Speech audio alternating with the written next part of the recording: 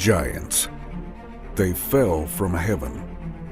They had special knowledge. They were wise and yet terrifying. They spread across the globe in ancient times and can be found in every culture. They are different to humans. They lived thousands of years and had knowledge of the stars.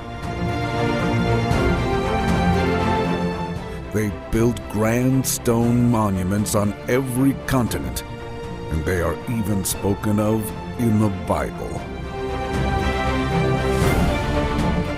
Who are these giants? Where did they come from? When did they leave? Are they folk memories of great leaders? Could they be real legends of actual giants?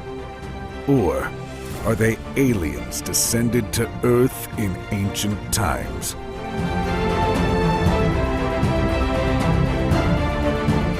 The term for God in the Bible is Elohim, which is actually plural and means bright and shining. It also strangely translates as these beings. Therefore, the term God in reality speaks of a highly skilled and intelligently advanced group of individuals we now term Shining Ones. Because of their scientific knowledge, their spiritual wisdom, and their supposed extrasensory abilities, they were once thought of as gods by lesser developed people who lived peacefully with them in the surrounding countries and domains. From this advanced culture also came the fallen ones, or fallen angels. We know them now as the Watchers, and they are recorded as having mated and reproduced outside of their own kind. Their hybrid offspring we know as the Nephilim, or Egregor, and these offspring are described as giants.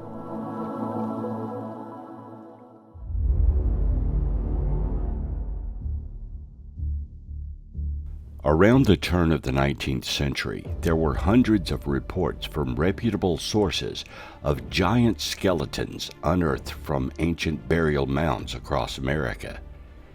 Human giants are not entirely a product of legend in our history. With the extreme rarity of giantism affecting roughly 3 in a million, it's surprising how often giants are spoken of in the Bible and North American folklore. David and Goliath, Jack and the Beanstalk, and Paul Bunyan are familiar examples of tales involving giants. But while these are thought to be myths or legends, is there any possibility that a race of giants once existed, or were their humanoid ancestors significantly larger than us? The tale is told that the Great Flood catastrophe that nearly wiped out the human race was due to the wrath of God, or rather, the anger of the Elohim, or Shining Ones, who had somehow initiated this event we know as the Deluge. Its purpose was to destroy this hybrid race of giants and those rebels and insurgents who perpetrated it. Although fleeting references to the Shining Ones can be found in the Old Testament, much about them can be read in the Book of Enoch, an ancient apocryphal text that was largely omitted from the Bible. A third hybrid race of giants, known as the Nephilim or Anakim, spawned from 2 different genetic strains, implies that the Shining Ones were alien.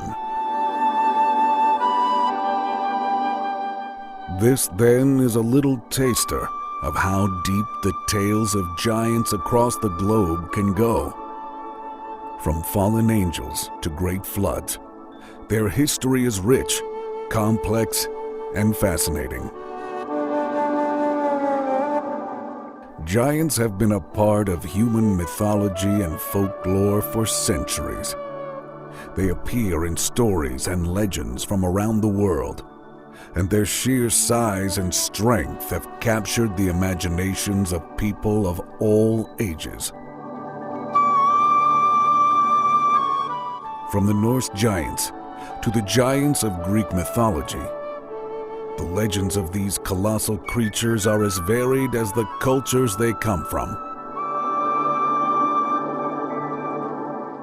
The mythology and folklore surrounding giants vary greatly depending on the culture. In some cultures, they are depicted as benevolent beings, while in others, they are seen as malevolent and dangerous. In many cases, they are associated with strength and power, and their immense size is often used to represent the enormity of their abilities.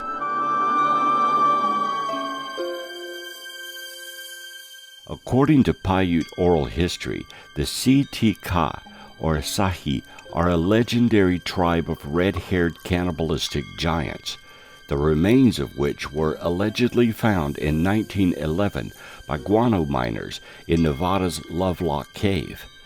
Furthermore, the Paiute creation story tells of beautiful giants who once lived between the Sierra Nevadas and the Rocky Mountains.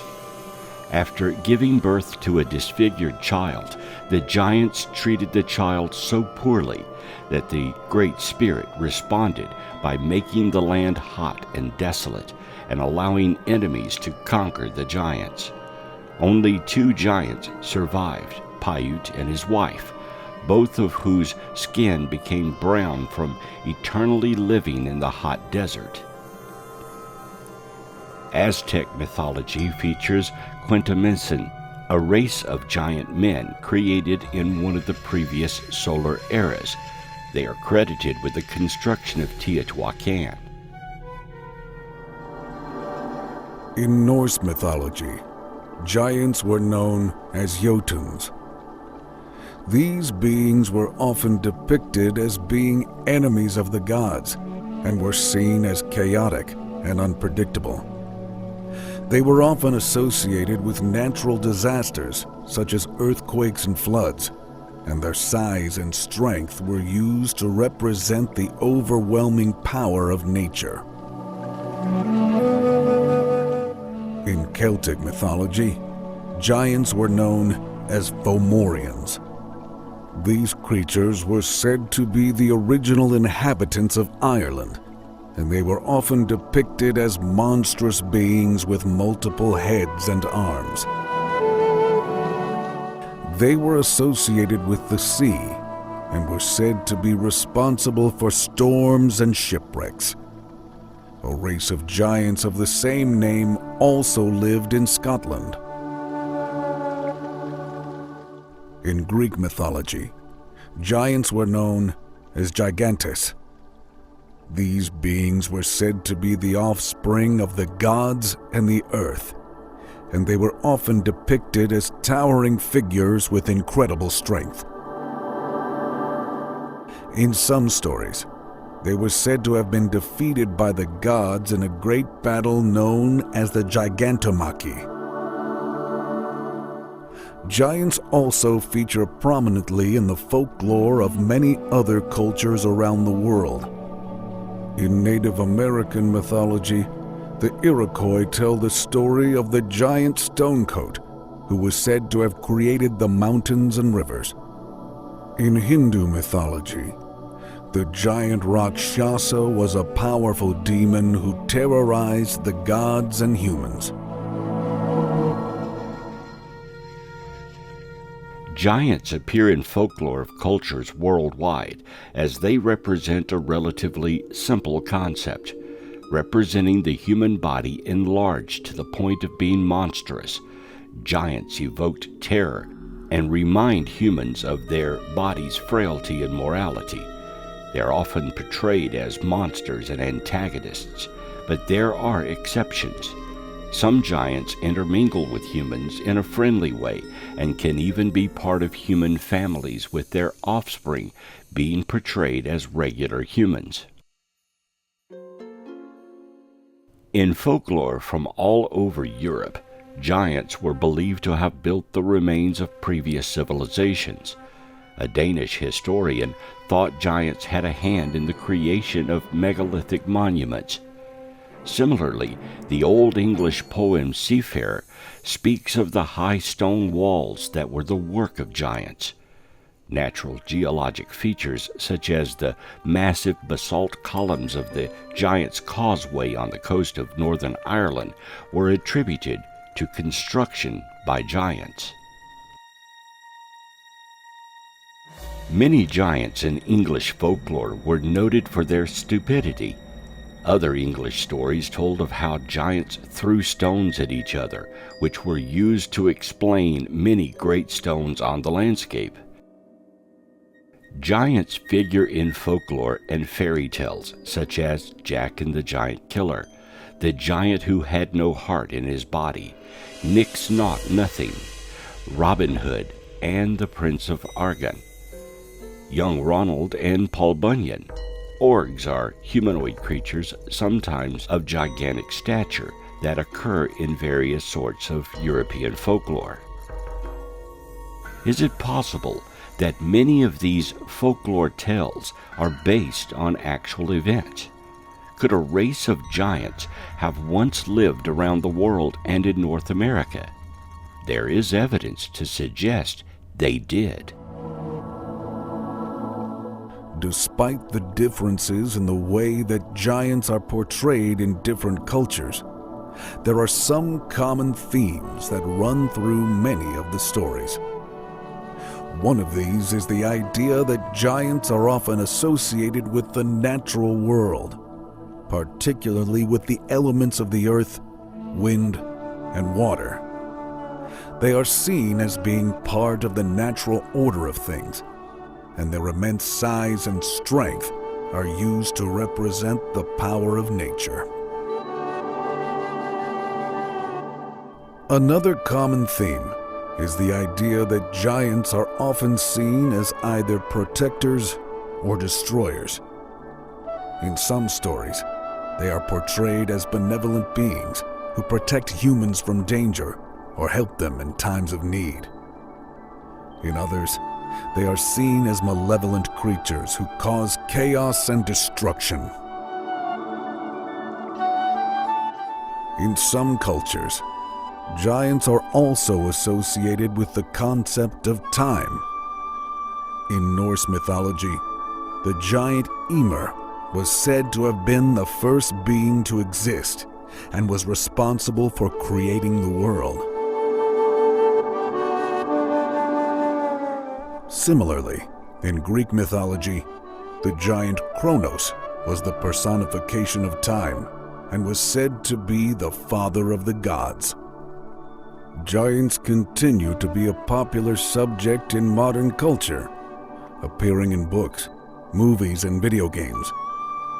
The enduring appeal of these creatures speaks to the timeless nature of the stories that have been told about them for centuries.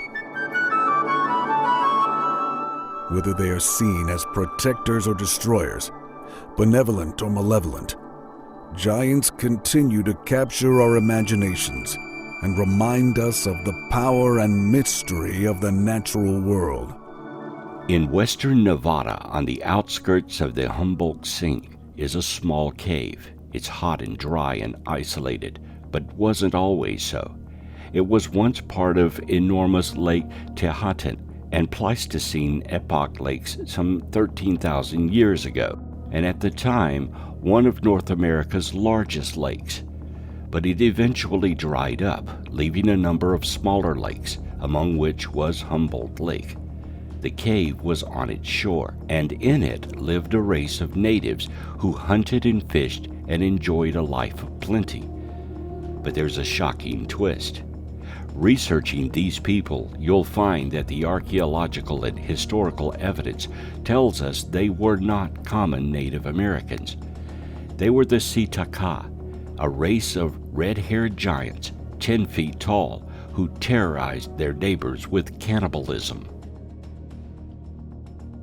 The cave is real, and you can drive to it via a long dirt road from nearby Lovelock, Nevada, a small farming town that has grown amidst the moist soil of the sink.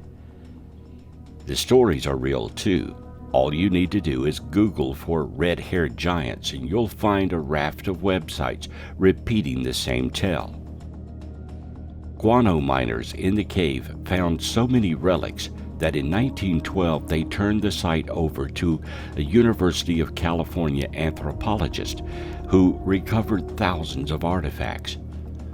You'll find that oral traditions passed down by Paiute Indians tells how they eventually defeated the Seneca giants by trapping them inside their cave and smoking them to death with fire. And you'll read how the recovered artifacts included human bones, split open for their marrow, and bearing the marks of stone knives. What you won't find is any record of these alleged giant bones having ever been preserved for study. Some say that they're being covered up or deliberately hidden away in locked cabinets and secure sections of museum collections. But most sources that discuss the stories speculate that the bones were simply lost over time. It's a fact that early excavations of Lovelock Cave were exceedingly destructive and unscientific in the extreme. Who were these red-haired giants, and is there any evidence remaining today of their bones or artifacts that would prove they were indeed giants?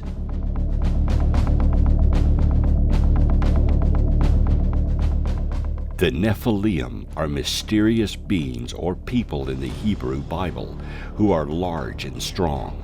The word Nephilim is loosely translated as giants in some translations of the Hebrew Bible, but left untranslated in others. Jewish explanations interpret them as hybrid sons of fallen angels. In Genesis, it says the Nephilim were in the earth in those days, and also after that, when the sons of God came in unto the daughters of men, and they bore children to them. The same were the mighty men that were of old, the men of renown.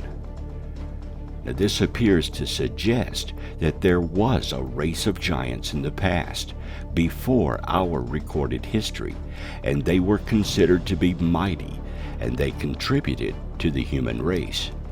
Also, that they did exist into our recorded history and were referred to by many translations. In the book of Numbers, it says, "And there we saw the Nephilim, the sons of Anak, who come of the Nephilim, and we were in our own sight as grasshoppers, and so were we in their sight." Again, we see a reference that they were very large, and their human hybrid offspring were large too. So if these giants did exist, and they appear not only in the Bible but in other ancient texts as well, could there be some artifacts, bones, or remains of their existence? Perhaps there is, and it has either been hidden away or remains today in plain sight, but has been misinterpreted. The origins of mythology and folklore are shrouded in mystery, as they are often passed down through oral tradition, and may have been influenced by multiple cultures over time. However, scholars have identified several factors that may have contributed to the development of these traditions. One of the main factors is the need to explain natural phenomena. Before the development of modern science, people had to rely on stories and myths to explain natural phenomena, such as the changing seasons, the movement of the stars, and the behavior of animals. These stories often involved gods or supernatural beings who controlled the forces of nature and were used to provide a sense of order and meaning in a world that could be unpredictable and dangerous. Another factor that contributed to the development of mythology and folklore is the need for moral guidance. Many myths and folk tales teach moral lessons, such as the consequences of greed, the importance of honesty, and the value of hard work. These stories were often used to teach children how to behave in society and to reinforce cultural values. Mythology and folklore also served as a means of cultural identity and preservation. Many cultures developed their own unique myths and folk tales that reflected their history, beliefs, and customs. These stories were passed down from generation to generation and helped to create a sense of cultural continuity and identity. During the turn of the century, in the early 1900s, there were a multitude of discoveries throughout America. Newspaper articles carried stories of huge human remains being unearthed around the nation and excavated in mounds and tombs of ancient people. Today, it's difficult to find this information because much of this proof no longer exists. However, many of the newspaper articles have been preserved and tell a tale of giants who once walked the land in North America.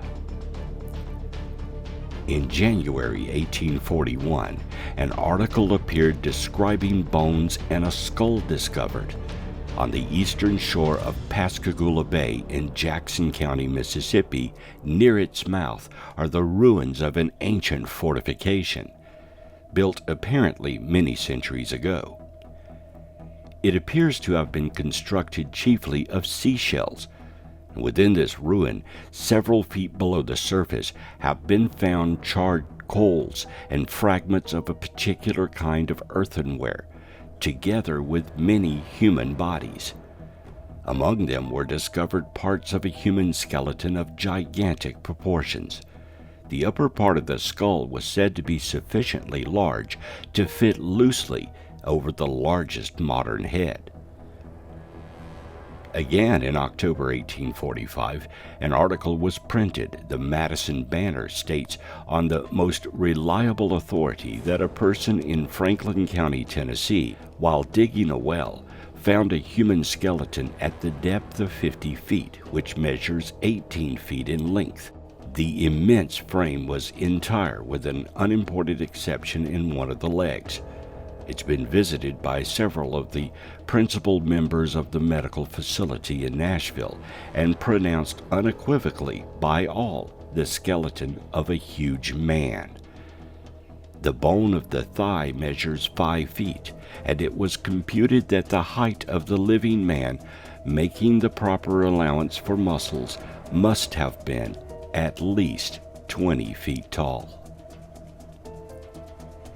In 1845, near Franklin, Tennessee, a Mr. Shoemate was digging a well and at 60 feet discovered a skeleton measuring over 18 feet high. It was said a coffee mug could fit in the eye socket of the skull.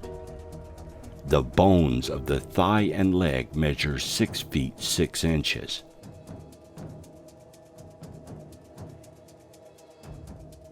And in 1856, the Boston Medical and Surgical Journal carried an article regarding giants found. Western Giants in Their Slumber. The Burlington, Iowa State Gazette says that while some workmen were engaged in excavating for the cellar of Governor Grimes' new building on the corner of Main and Valley Streets, they came upon an arched vault some 10 feet square, which, on being opened, was found to contain 8 human skeletons of gigantic proportions.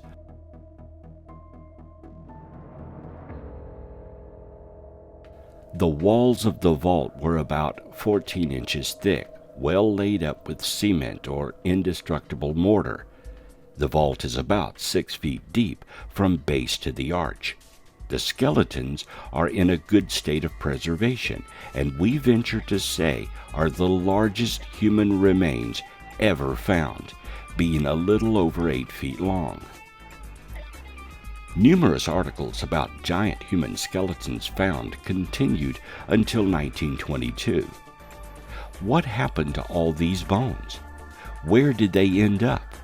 Where can you go to see them? The answer may be more disturbing than the discoveries themselves. Religion also played a significant role in the development of mythology and folklore. Many ancient religions had complex pantheons of gods and goddesses, each with their own stories and myths.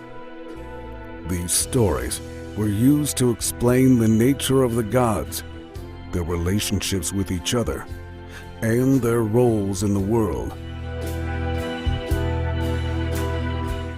In addition to these factors, mythology and folklore were also influenced by contact between cultures. As people traveled and traded with each other, they shared their stories and beliefs, and these stories were often incorporated into local traditions. This is why many myths and folk tales have similarities across different cultures, such as the flood myths, and are found in many different parts of the world. The giant of Castelnau refers to 3 bone fragments, a humerus, tibia, and femoral mid-shaft, discovered by Georges Vancher de Lapong in 1890 in the sediment used to cover a Bronze Age burial, and dating possibly back to the Neolithic. According to him, the fossil bones may belong to one of the largest humans known to have existed. He estimated from the bone size that the human may have been 11 feet 6 inches tall. No modern peer-reviewed study has been published about the alleged giant bone fragments. The origin of mythology and folklore is a complex and multifaceted topic. While there is no one definitive answer, scholars have identified several factors that may have contributed to their development, including the need to explain natural phenomena, provide moral guidance, preserve cultural identity, and reflect religious beliefs. These stories and traditions continue to captivate and inspire people around the world, and are an important part of our shared cultural heritage. Throughout history, all around the globe, we find stories of giants. Biblical references and ancient texts speak of them. It was common knowledge in times past. The book of Numbers includes the discouraging report by the spies who Moses sent into Canaan. We can't attack these people. They are stronger than we are. All the people we saw there are of giant size. We saw the Nephilim there. We seemed like grasshoppers in our own eyes, and we looked the same to them. However, the book of Joshua described the actual conquest of Canaan in a later generation. It makes no reference to such people living there. The Bible also tells of Gog and Magog, who later entered European folklore, and of the famous battle between David and the Philistine Goliath. While Goliath is often portrayed as a giant in the retellings of the biblical narrative, he appears to be significantly smaller than other giants, biblical or otherwise. The Masoretic text version of the Book of Samuel gives his height as 6 cubits and 1 span, which is possibly 10 foot 3 inches to 12 foot 2 inches, while the 1st century Jewish historian Flavius Josephus and the 1st century BCE Dead Sea Scrolls give Goliath's height as 4 cubits and 1 span, which is 7 foot to 8 foot tall. Josephus also described the Amorites as giants in his Antiquities of the Jews, indicating that some sort of fossils may have been on display at that time, for which reason they removed their camp to Hebron, and when they had taken it, they slew all the inhabitants. There were till then left the race of giants, who had bodies so large and countenances so entirely different from other men that they were surprising to the sight and terrible to the hearing. The bones of these men are still shown to this very day, unlike to any credible relations of other men. The Book of Enoch describes giants as the offspring of watchers and women. In folklore from all over Europe, giants were believed to have built the remains of previous civilizations. Scholars have identified several possible explanations for the emergence of the idea of giants in world folklore. One of the earliest theories is that the concept of giants may have emerged as a way of explaining the presence of large and imposing skeletal remains that were often found in ancient burial sites.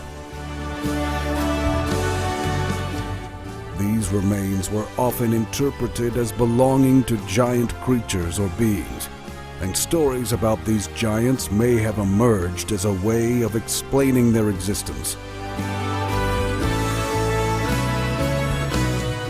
Another theory is that the concept of giants may have emerged as a way of explaining the physical differences between different peoples. In many cultures, physical size and strength were valued, and stories about giants may have been used to explain why some people were larger and stronger than others. The concept of giants may also have emerged as a way of expressing the fears and anxieties of people about the natural world.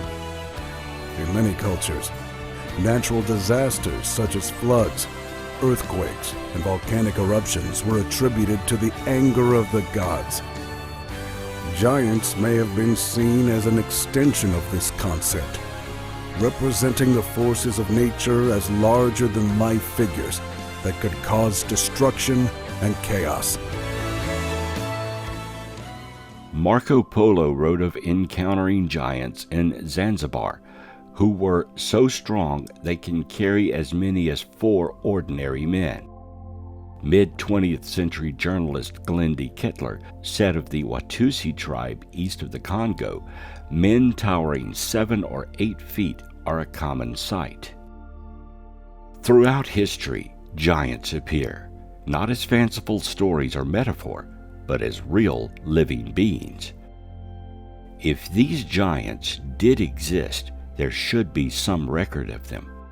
Bones have been found and apparently discarded, many thought to be the bones of dinosaurs and were misinterpreted.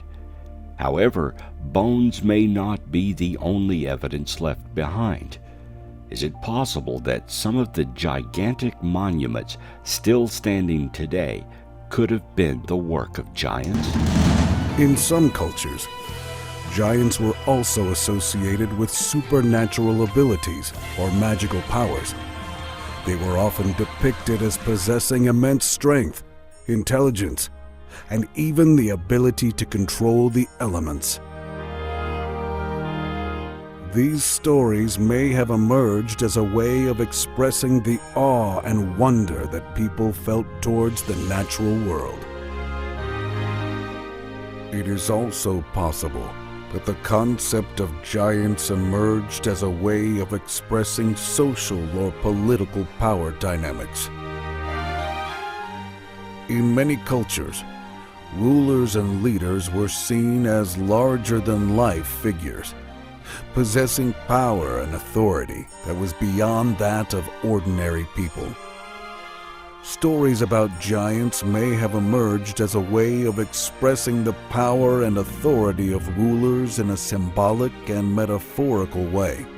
Imagine our world long ago, when the Great Pyramid of Giza and Stonehenge were young. The freshly cut stones are smooth to the touch without the erosion and decay that will eventually besiege them.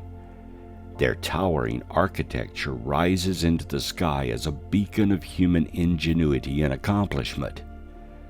Megalithic structures are found all over the world, from South America heading east to Japan, and just about everywhere in between. Is it possible that giants, ancient giants, built some of these towering structures?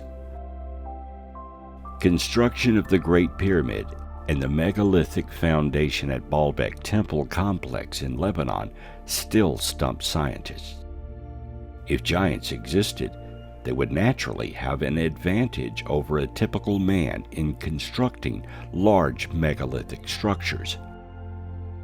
In 1901, in the World's History, a survey of man's record, Han Fernanden Holmut and James Bryce wrote, "For the erection of these in their present position without the technical resources at the disposal of modern builders, human strength appears inadequate. In popular opinion, only giants could have made such structures." However, archaeologists have found intriguing imagery in the reliefs at the tombs of Rekhmire in Luxor. One image shows two men herding a giraffe. What's odd about the image is that the men are of nearly equal stature to the giraffe. An elephant is also shown as smaller than the men, and leopards and baboons seem to be proportionally smaller. It's difficult to tell, however, as oxen are shown to be of normal size in relation to the men. Although most of the men depicted in the facades of equal stature to each other, there are a few images where some figures loom over others. The smaller figures may represent children rather than smaller men. Some of these figures appear in construction scenes, carrying blocks and donning soldier harnesses. Were the artists and craftsmen of these reliefs depicting giants building ancient structures? What does indeed seem peculiar is in fact the story of giants as a worldwide idea of an ancient bloodline that goes back thousands of years to the fallen angels or watchers. In Native America, there are also tales of giants, and in one specific tale, we even find the legend of the descent of the Paiute Indians with cannibalistic offerings and baby killing. In Europe, there are literally hundreds of tales of giants, and mostly similar, showing a common origin. In Ireland, for instance, and elsewhere, we have the giants purportedly building giant causeways out to sea and to underwater or cavern realms. According to Geoffrey of Monmouth, the English giants were the only inhabitants of England when Brutus arrived from Troy. Geoffrey also wrote how the last giant was eliminated by Corineus of Cornwall, who enjoyed wrestling with the giants, and when Brutus was attacked by a pack of them at Totnes, he defeated them all, except for a monster called Gog-Magog. This one remaining giant, Brutus offered to Corineus as a wrestling partner. Gog-Magog, of course, is biblical and encompasses that term Og, seen as the giant king of Bashan, and as the root for the ancient Ogma language and Ogmius or Ogdode, ancient giant deities of Celtic times. Gog-Magog has many parallels in other mythologies and literature. Rekhmire was mayor of Thebes. He may have overseen many construction projects during his tenure as both mayor and vizier. It's also possible that while he was under the pharaoh, he was privy to ancient knowledge, which could have included knowledge about giants if they existed and other secrets from remote history. These may have been depicted in his tomb. Across Europe, there are monuments such as standing stones, burial mounds, barrows and cairns, and even natural formations like rocks and crags in the shapes of chairs, desks, and tables that were considered to be the relics of a race of giants who were thought to have lived in certain localities. Of course, this relates back to the Watchers of Enoch, who went north to measure and build. Across Scotland, there were various groups of giants, one of them the Fomorians, who lived in the Highlands, and has a name similar to the Fomorians of Ireland. Indeed, it is believed by some that they are the same and escaped Ireland for Scotland, bringing their tales of giants with them. The Fomorians of Ireland were a race of giants who occupied the island in ancient times. The dates are unspecific, as we are talking about myth. They were not the first people there, however, and had to do battle with the inhabitants, the Partholons, to claim the land. Following the Fomorians came the Nebids, who were easily beaten and enslaved by the Fomorians. Next came the Firbolg, who were more successful and actually subdued the Fomorians, going on to eventually live peacefully with them. In Ireland, they were the mythical Tuatha Dé Danann, or People of Danu, which means People of the Shining Ones. The male god of the Tuatha Dé Danann was none other than Ogma the Giant, whom we mentioned earlier. His name derives from the same root as the biblical Gog Magog. The stone-building expertise of the biblical figures was now global, and the same rituals were being carried out. In 1988, Gregor Spory went to Egypt as an amateur researcher interested in the pyramids. According to an article he wrote, he made an interesting giant-related discovery. A local introduced him to a farmer whose ancestors were tomb robbers. Artifacts had been passed down in his family, some sold at intervals, to buy land and other assets. One strange artifact that this man had and was guarding jealously was a decaying giant finger. The finger measured just over a foot long, and Spory took pictures of it. But he could not find this man when he returned to Egypt in 2009 to search again for the relic, and during the 1988 visit, he insisted that he would not part with the finger. Votan is recorded in the legend of Votan as being a guardian or watcher of the race of Can. The Egyptians fabled their origin Zep-Tepi. This was a time when these Neteru, or watchers, ruled the land following the flood. So these Egyptian deities are post-flood watchers. There is no wonder now that Egypt seems to have sprung up with a ready-made pantheon of deities and civilization, even though it was to clearly evolve further over time. Another term Egyptians gave to the watchers was Urshu, and they were said to be intermediaries between the gods, just as they were in Sumeria. The Egyptian Book of the Dead, by the time it was written, was already confused as to their origins, saying, "Who are these watchers? They are Anubis and Horus, in the form of Horus the Sightless."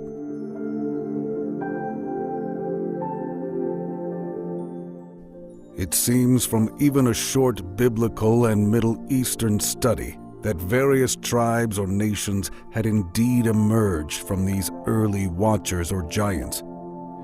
And yet what is not told is the story of the spread of these Watchers external to the Middle East. For that, we need to look at other sources. They spread their worship across the planet, from Sumeria and Mesopotamia to Europe and America, and left behind a myriad of symbolic religious languages that has baffled historians ever since. In fact, the certainty that the Book of Enoch gives us is the real surprise. Enoch is said to have been employed by the Watchers as their scribe or messenger, which is why he has been likened to Thoth, the Egyptian god of scribes, and also Hermes, the Greek messenger god. The Anakim were the race of giants in Joshua's day, and the antediluvian Nephilim in Genesis, Numbers, and Deuteronomy. The king of Bashan was called Og, and was of the remnant of the Rephaim. Amazingly, these ancient giants were known as Shining Ones. The mystery surrounding these giant heads not only leads bold investigators to consider the possibility that they depict giants with elongated faces and heavily pronounced jaws, but also introduces a variety of equally bold theories, including the possibility of sunken continents and advanced prehistoric civilizations. Easter Island is considered one of the most remote locations in the world, sitting almost halfway between New Zealand and South America, in the middle of the Pacific Ocean. Some wonder if a lost civilization left these artifacts in this now isolated place. These heads, called moai by the islanders, remain a mystery. No historical record of their construction, written or oral, exists today, even though there are nearly 900 of them. These heads are about 13 feet tall and weigh about 14 tons each. Could these heads and buried bodies be the depictions of giants? Many theories about the moai exist, but no one knows the inspiration for these giant statues.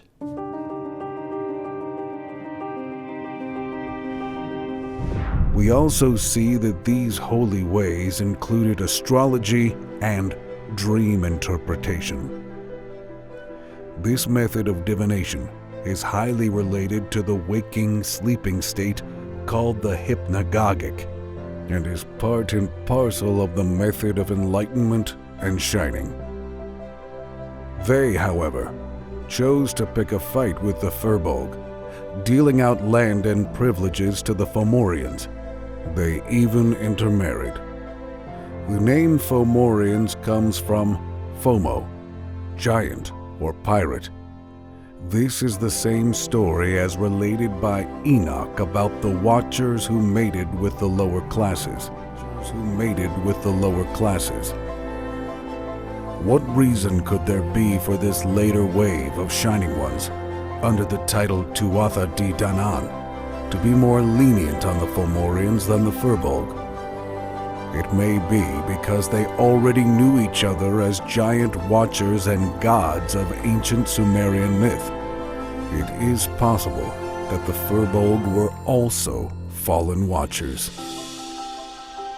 The giants, then, are fallen from the heavens. They have superior knowledge. They shine and are different to ordinary human beings. Somehow, they joined with humans and created a special bloodline. They moved across the globe, and tales of their time on Earth are found in almost every nation, with remarkable similarities. Even the names are often the same. If these ancient giants, fallen from heaven, are not truly aliens, then what were they?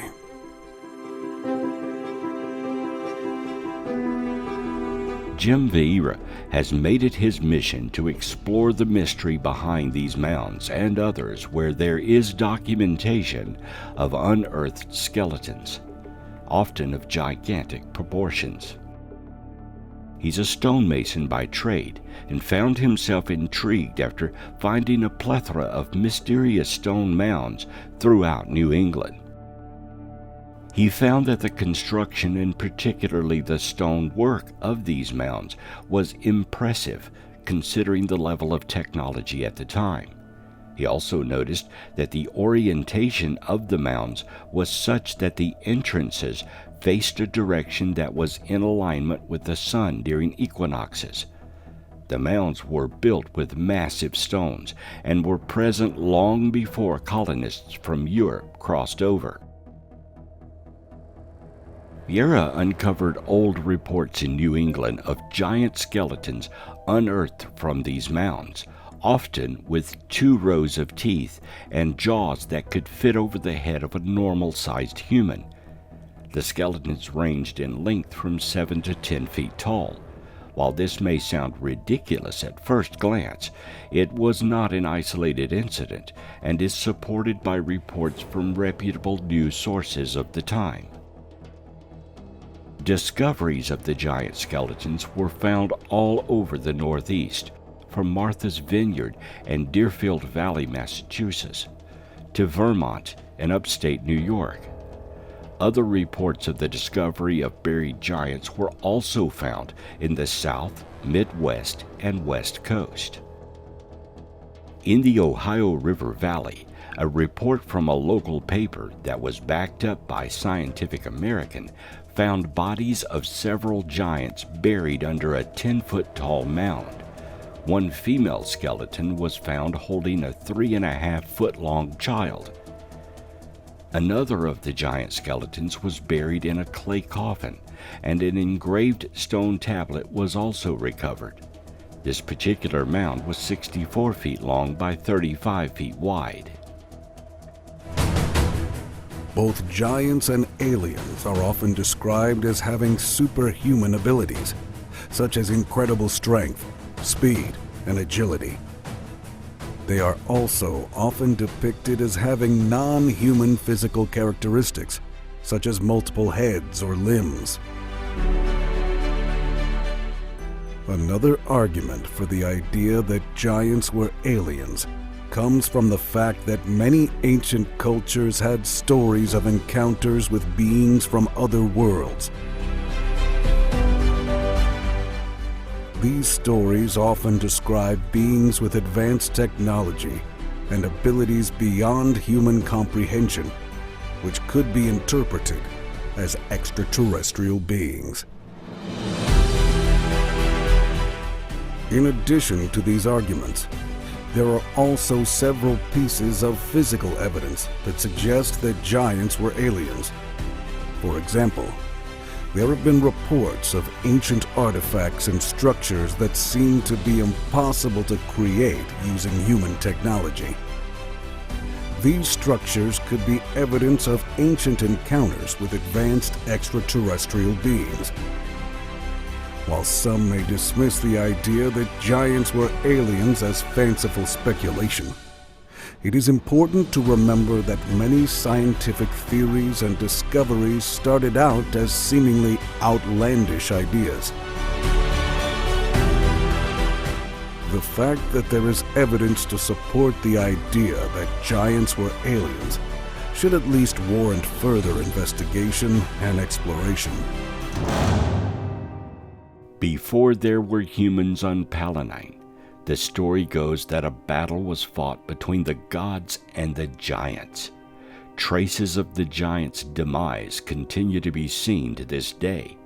Whenever torrents swell with rain and excessive water breaks their banks and floods the fields, they say that even now in gullies and ravines, the people discover bones of immeasurable enormity, like men's carcasses, but far bigger, according to the Greek historian Solinus in AD 200.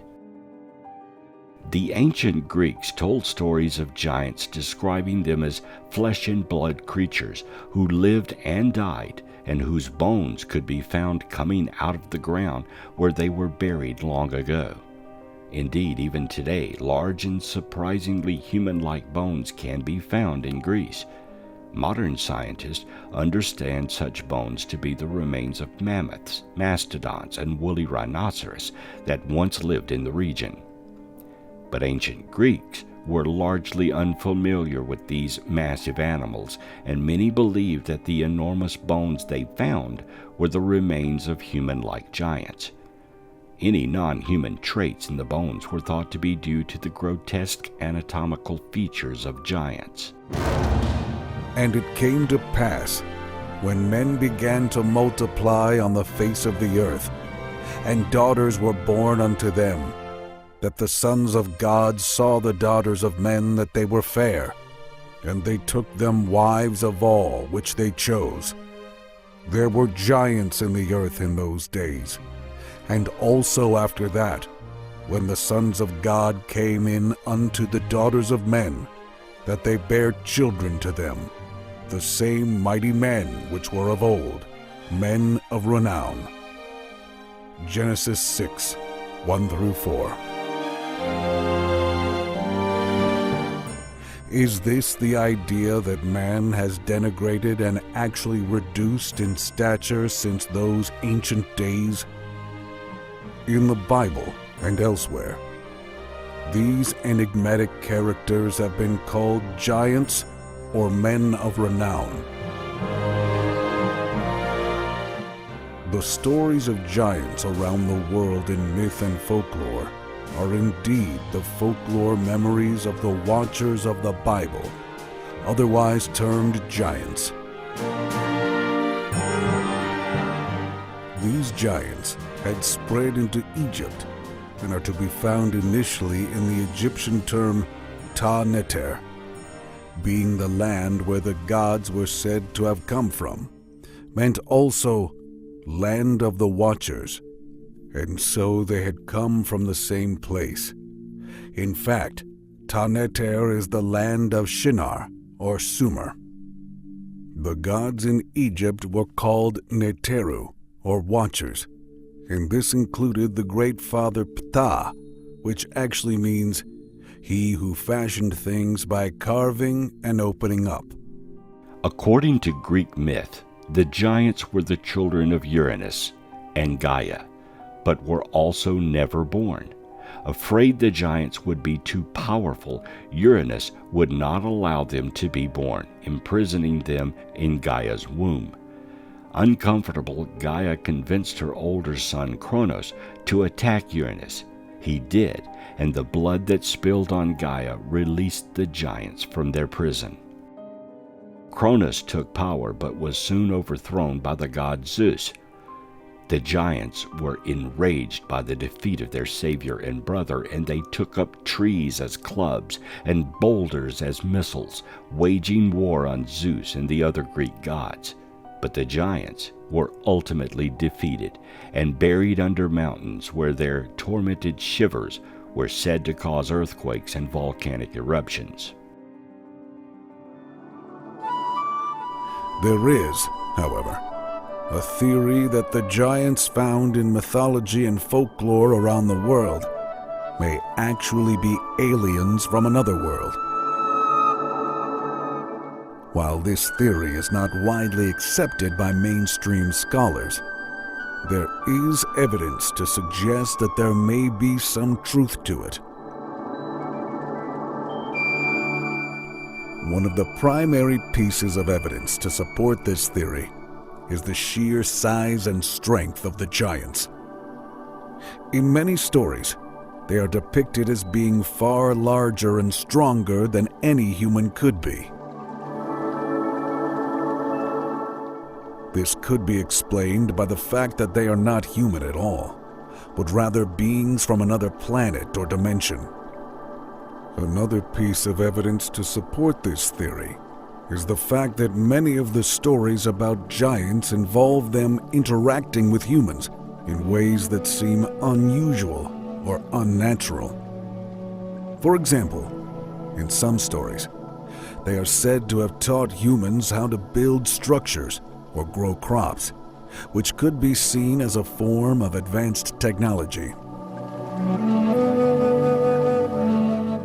There are also stories of giants who possess knowledge or abilities that are beyond what humans are capable of. For example, in Norse mythology, the giant Mimir was said to possess great wisdom and knowledge, which he shared with Odin, the king of the gods.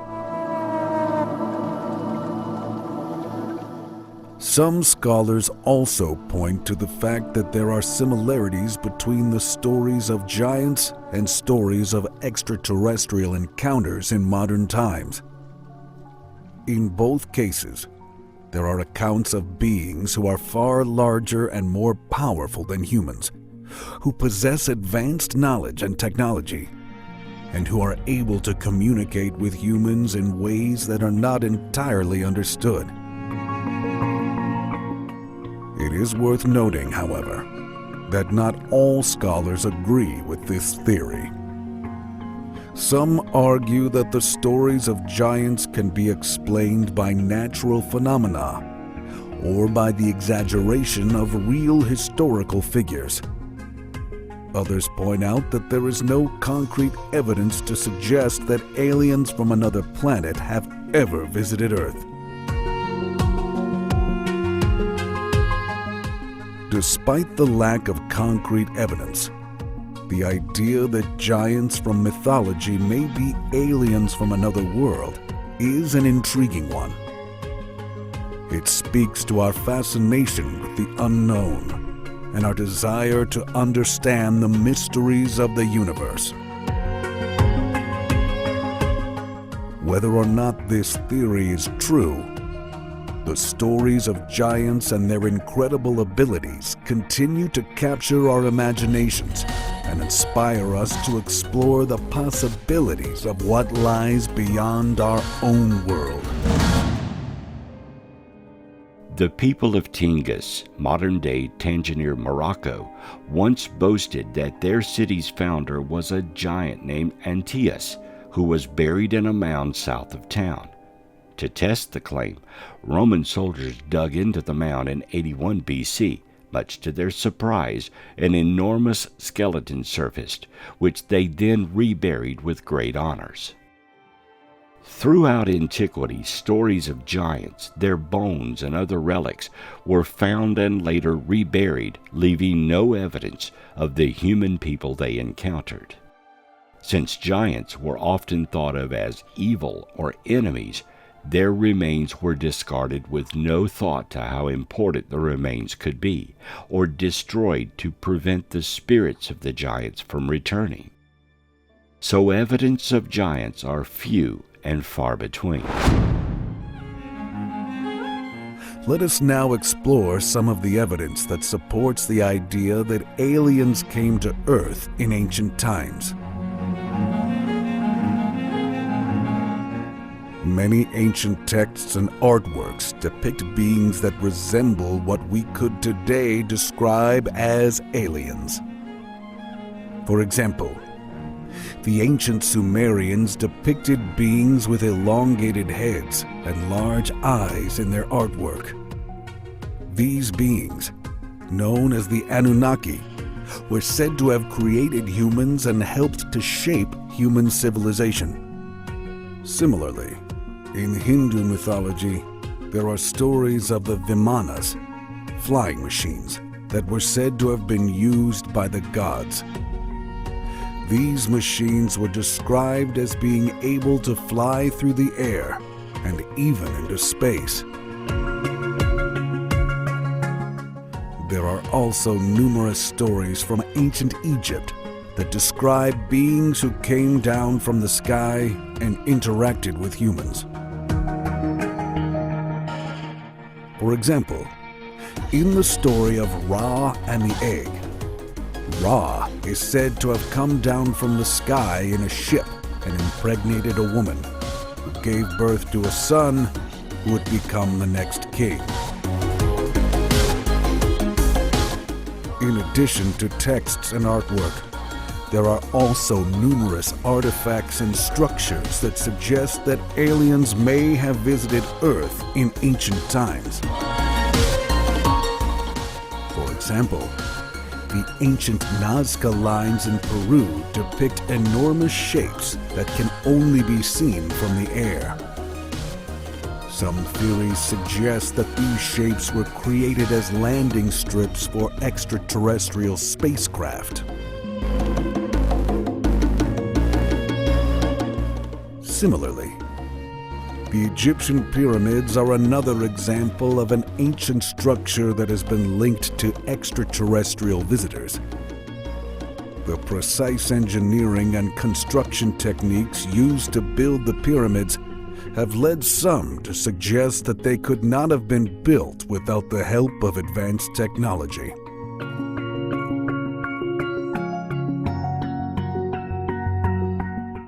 Finally, there have been numerous archaeological discoveries that suggest that aliens may have visited Earth in ancient times. For example, in 1992, a team of archaeologists discovered a series of underground tunnels and chambers in the mountains of Ecuador.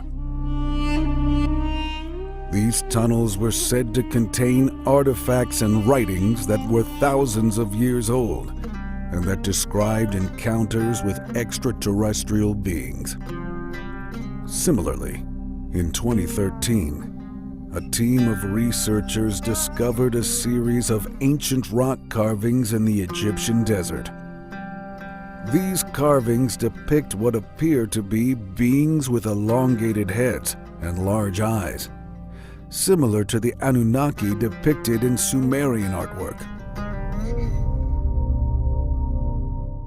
While mainstream science has yet to provide conclusive evidence of aliens visiting Earth in ancient times, there is a significant amount of evidence that suggests that this may have happened.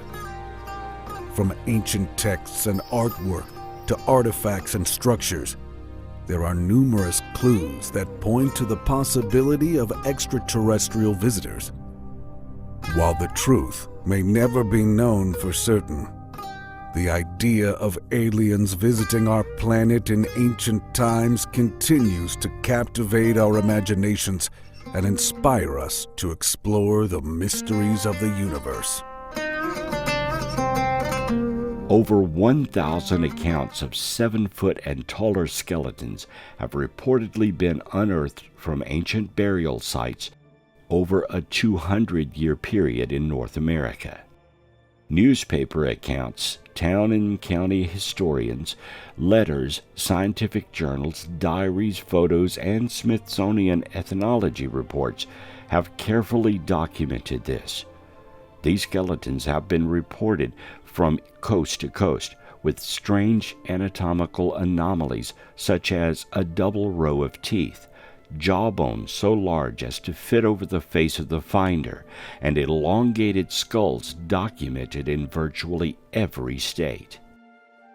Smithsonian scientists identified at least 17 skeletons that stood at over 7 feet in their annual reports, including one example that was 8 feet tall, and a skull with a 36-inch circumference reported from Anna, Illinois in the Smithsonian Annual Report of 1873.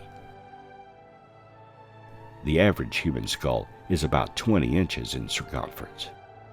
The Smithsonian Institute is mentioned dozens of more times as the recipient of enormous skeletons from across the entire United States. The skeletons mentioned no longer seem to exist, regardless of their actual size, and the remaining ones that were on display were removed and repatriated by the Native American Graves Protection and Repatriation Act. This presents a moral and ethical conundrum in terms of trying to ascertain the proof everyone wants to see: physical evidence of giants.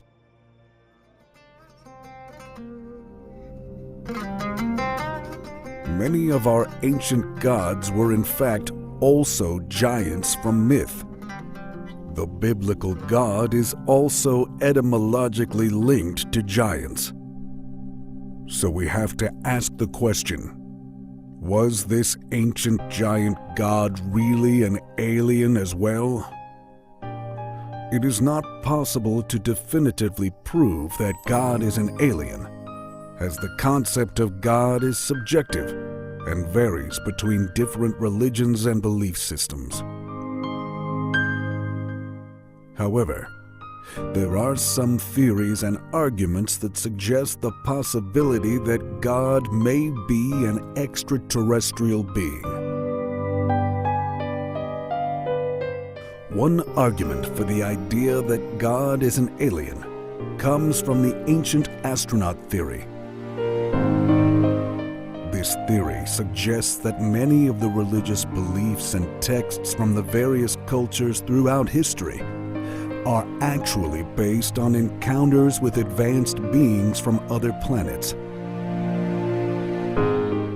The theory suggests that these beings, who were more technologically advanced than humans, were perceived as gods due to their abilities and technology. There are also some ancient texts and artworks that suggests that God may be an alien. For example, in the Bible, God is depicted as having supernatural powers and abilities, such as the ability to create the universe and control the elements. These abilities could be explained by the idea that God is an advanced being with technology beyond human comprehension. Similarly, some ancient artworks depict God as having physical characteristics that are not possible for humans, such as multiple heads or limbs. These depictions could be seen as evidence that God is not human, but rather an extraterrestrial being. Another argument for the idea that God is an alien comes from the fact that the universe is so vast and complex. Many scientists believe that there must be other intelligent life in the universe, given the billions of galaxies and stars that exist. If there are other intelligent beings in the universe, it is possible that they could be more advanced than humans and could be seen as gods. But could there really be aliens? Throughout human history, there have been numerous reports of sightings of unidentified flying objects and encounters with extraterrestrial beings. While many people dismiss these claims as hoaxes or misinterpretations of natural phenomena, there is evidence that suggests that aliens are indeed visiting our planet. We will now explore the evidence that supports the idea that aliens are visiting our planet. One of the most compelling pieces of evidence for the existence of aliens visiting our planet is the numerous eyewitness accounts of sightings and encounters. These reports come from people from all walks of life, including pilots, military personnel, and ordinary citizens. Many of these eyewitnesses describe seeing objects that move in ways that are not possible for human-made aircraft, such as sudden changes in direction or incredible speeds. Some eyewitnesses have also reported seeing beings that are not human, with descriptions that match those of classic depictions of aliens.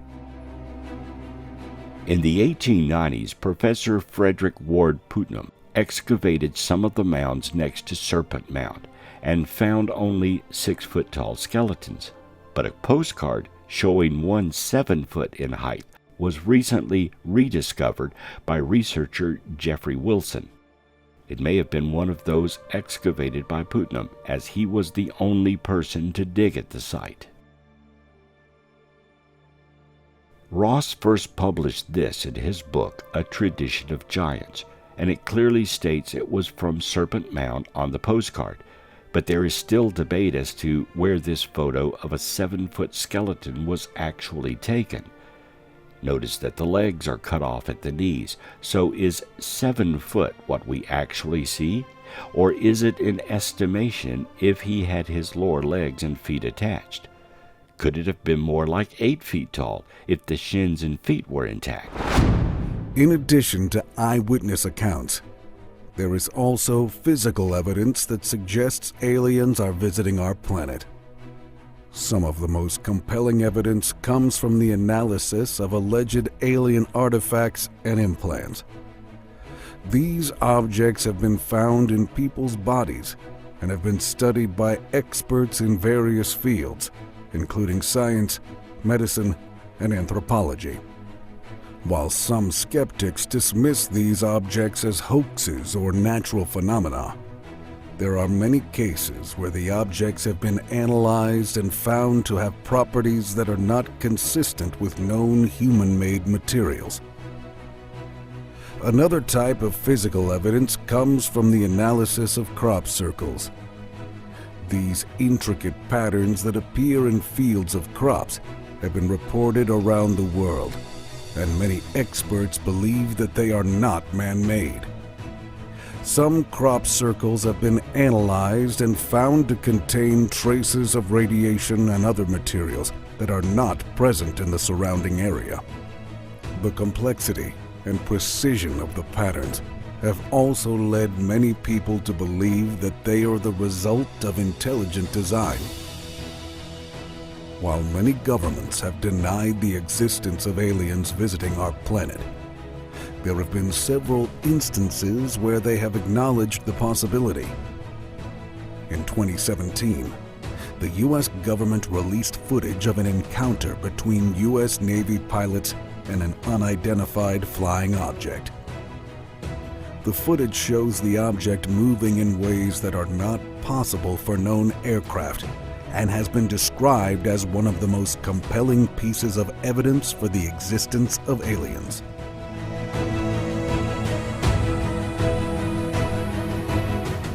In addition to this, there have been several high-ranking government officials and military personnel who have come forward to share their own encounters with UFOs and extraterrestrial beings. Accounts are dismissed as mere anecdotes. Others are supported by corroborating evidence and multiple witnesses. While there is no definitive proof that aliens are visiting our planet, there is a growing body of evidence that suggests that this may indeed be the case. Eyewitness accounts, physical evidence, and government disclosure all point towards the possibility that we are not alone in the universe. Whether or not aliens are visiting our planet remains a topic of debate and speculation, but the evidence suggests that we should continue to explore this intriguing and fascinating topic. In conclusion, the evidence presented here suggests that the ancient tales of giants that have been passed down through mythology and folklore may in fact be stories of encounters with extraterrestrial beings. While there is no definitive proof that this is the case, there are several compelling arguments and pieces of evidence that support this idea. One argument for the idea that giants were aliens is the similarity between their descriptions and those of extraterrestrial beings in modern UFO encounters. The Chickasaw Mound in Arkansas is another instance of the uncovering of a giant skeleton under similar circumstances. The 12-square-mile mound had its name taken from the chief of the Shawnee tribe, who was essentially known to be a giant with incredible strength. Chief Chickasaw lived in that area of Arkansas, and when the mound was uncovered, the skeleton of a massive human being was found. Subsequently, Other skeletons up to 10 feet tall were unearthed in the same area, all with similar burial artifacts found with them. Some reports claimed the length of the skeleton's legs to be 5 feet alone. Other reports show large craniums of skeletons with double rows of teeth. While stories of this nature sound fantastical, there are numerous reports of skeletons of the same size appearing in newspaper articles from the New York Times and other reputable sources. The majority of these reports occur during the mid to late 19th century, which Vieira sees as being the turning point in a censored narrative that has now dominated our history textbooks. He says he thinks that awareness of both the mounds and giants was common knowledge during this primarily agrarian time. There's even supposed reference to it from Abraham Lincoln. In a written account of a speech that he was preparing to give at Niagara Falls, he wrote, "The eyes of that species of extinct giants, whose bones fill the mounds of America, have gazed on Niagara as ours do now." Vieira believes that a prejudiced narrative was created to discredit Native Americans or portray them as savages, because if they were seen as having built the mounds, it would show them as mathematically and technically advanced. He says he thinks that the removal of any evidence of the giants might have occurred because they wouldn't fit into the controlled narrative of manifest destiny. Subsequently, many of the mounds were allowed to be destroyed by settlers and farmers as America was colonized, with no regard to the reverence that the natives held for them. And whether the tall skeletons belonged to a race of giant natives themselves or another race that predated them is unknown, but it is thought that the American Indians venerated them. Following the times of Noah, the Bible tells us that the children of Israel were sent as spies into Canaan to prepare for the invasion. These spies discovered giants in the land. Their word used for giants is the same as the word used for Nephilim in Genesis 6:4, and so we are being told that indeed the giants, who in fact caused the flood, also survived it. Nephilim simply means fallen ones, like the fallen watchers of the Book of Enoch. They fell to earth and were giants in our eyes. In Deuteronomy, we also have, "The Emims dwelt therein in times past, a people great and many and tall as the Anakims, which were also accounted giants as the Anakim." The word used here for giant is Rapha, which simply means giant. So, there were yet more giants existing after the flood spoken of by Moses, and in a different area to that of the Canaanites. We also find that Moab was also accounted a land of giants. Giants dwelt therein in old time, and Ammonites called them Zamzummims, a people great and many and tall as the Anakims, but the Lord destroyed them.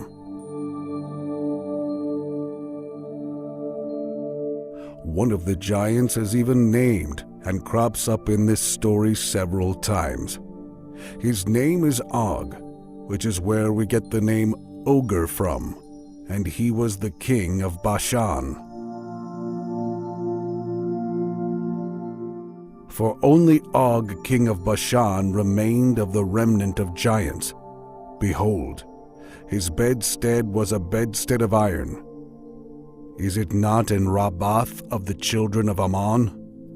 9 cubits was the length thereof, and 4 cubits the breadth of it, after the cubit of a man. Bashan was indeed known as the Land of Giants.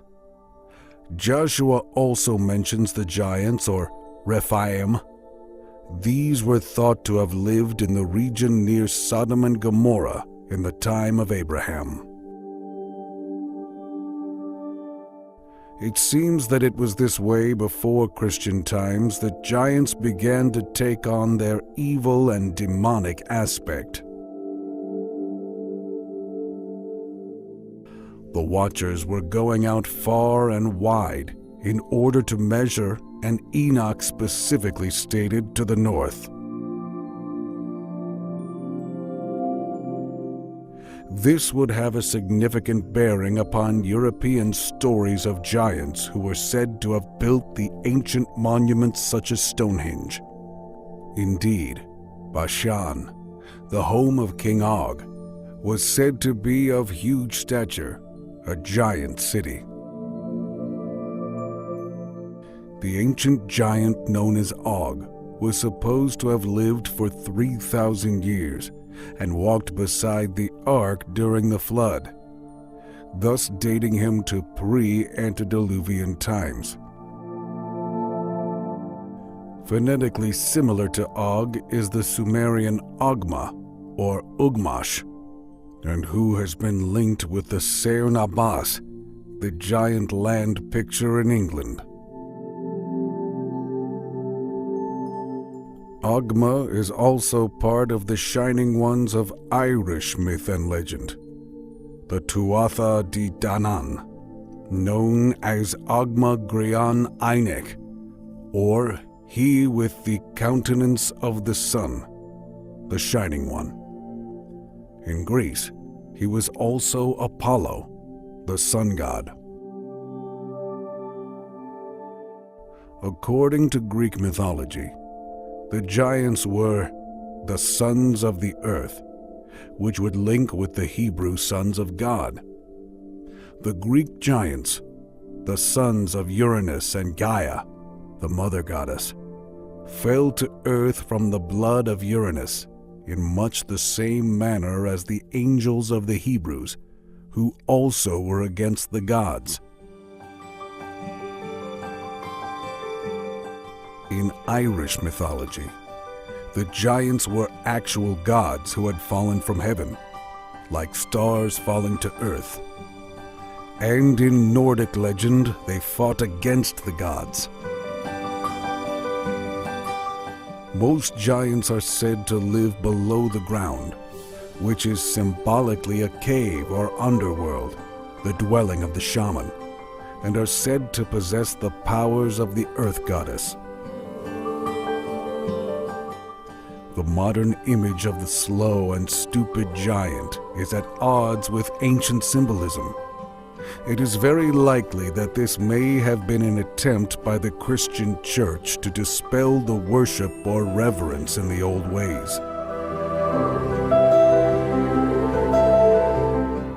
The Cader Idris, or Seat of the Giants, in Gymed, Wales, is where Idris, the Welsh prince and astronomer, is said to have sat in the distant past. This shows the belief that these ancient people of stature were once our leaders and had a deeper understanding of the stars than we do, and came from the gods, the kind of knowledge aliens would obviously have.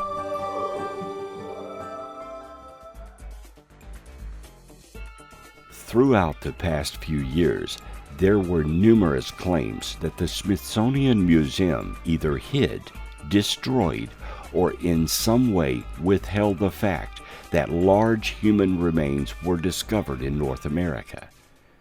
The Smithsonian fervently denies this, and this notion has been debunked by several reputable fact-checker organizations over time. However, rumors and research continues to emerge that proclaims the museum was involved, though it is becoming harder to prove anything as time goes by. Some still say there is a conspiracy to hide the evidence, or at one time there was. Be that as it may, There are no museums showcasing large human remains over 7 to 8 feet tall. If organizations in the past did not hide or destroy the evidence, then either there was no evidence or it disappeared through some other means. It's difficult to believe there was no evidence, since it can be proven that a multitude of newspapers carried stories and reported in depth on discoveries from 1840 till 1922. So where are all the bones? We can surmise a few possibilities of what may have happened. Collectors who purchased these remains at the time of their discovery passed away and their collections were lost or discarded. Some who discovered bones may have simply returned them to the earth when their amusement or profitability faded away. For decades, no one was looking for large bones and they were considered irrelevant. One would assume a large skull would have been kept, though, and a few of these are in museums and scientific study facilities around the globe, though none of them are large enough to pass a mug through the eye socket. Some may have been discarded if they were thought to be mastodon or animal bones, and many were likely misidentified. For whatever reason, there is little evidence of giant skeletons and bones remaining today, and current laws forbid the digging in or around native burial grounds and locations or tombs that may contain such evidence, so no new discoveries are being made. What we do have is a few early photographs of these remains and the stories and eyewitness testimonies from the discoverers, those who did see them when they were on display. It may be frustrating that there are no museums showcasing giant skeletons in America, but that is not the end of the road for the concept of giants that roam the earth. We still have legends, written records, a few photographs, and a multitude of eyewitness accounts that remains have been found and that giants were fairly common in times past. In Native American tribal history, there are place names and descriptions of giants of old. All tribes have a name for them, and they were often honored. This is a list of the tribal names. It's important to note that many of these tribes did not know of each other, and their stories are unique to their own tribe.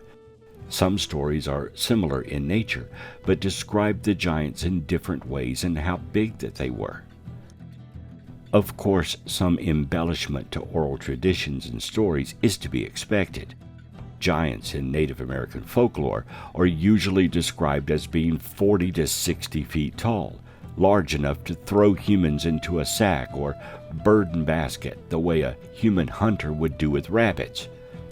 In a few cases, Native American giants are described as being even more immense, being the size of the tallest pine trees, which works out to about 150 to 200 feet, and catching whales the way humans catch fish. This, of course, will cause many to dismiss the tales as fantasy, but the fact that they all have giant stories and even name places after them suggests there is some truth to each story, and even if it is embellished and told to teach a moral lesson to children. The Bible itself also teaches using metaphor and stories to impart a lesson of morality and ethics. All oral traditions do this, but the story itself is designed to be told as an actual historic event. However, most people don't believe in giants, but rather scoff at the idea, saying it's all just folklore that got mixed up and sensationalized by newspaper journalists. There's ample evidence within Native American mythology, genetic data, ethnological studies, scientific reports, early excavation records, first-hand accounts, and discoveries featured in newspapers and town history books to suggest otherwise. Now is the time for academia to take a look at this data and to investigate what really happened at the Smithsonian, as an important chapter in human history is on the verge of being lost forever. Mainstream science has rejected the idea that giants did exist, even though there is a plethora of data to suggest, if not prove, they were a part of our ancient history. These magnificent people were either humans like us, just larger, or were an ancient people that predated our modern civilization and could have been their own species. Until such physical proof can be found and tested, we may never know just who these giants were or where they fit into the technological advancements of man. It's entirely possible they could have been alien, and this alone may be the reason their existence has been suppressed. Perhaps one day someone digging in a specific spot may find the remains of a giant, and the discovery will not or cannot be dismissed. Ideally, if a large number of giant skeletons can be found in one place, which would suggest a tribe and not a single incident of giantism, we will have the physical proof for scientists that giants did actually exist. Until then, the data for their existence is growing from diligent researchers delving into the past.